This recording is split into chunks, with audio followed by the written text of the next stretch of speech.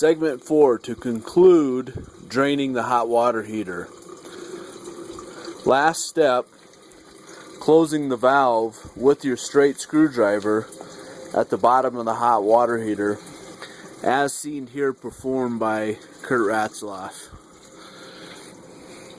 You've got a nice twist to the wrist.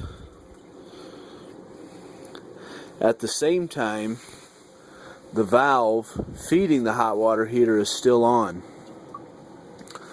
You'll want to wait just a few minutes to allow the hot water heater to fill completely before you turn the breaker on to the hot water heater. You always want to make sure the breaker is on. That way you have hot water when you're done. Waiting a few minutes, check the hot water heater.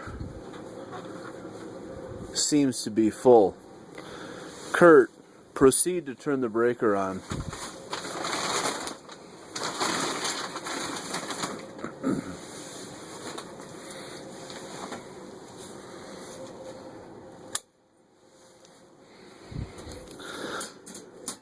That concludes draining the hot water heater. If you have any questions, please call Kurt Ratzlaff.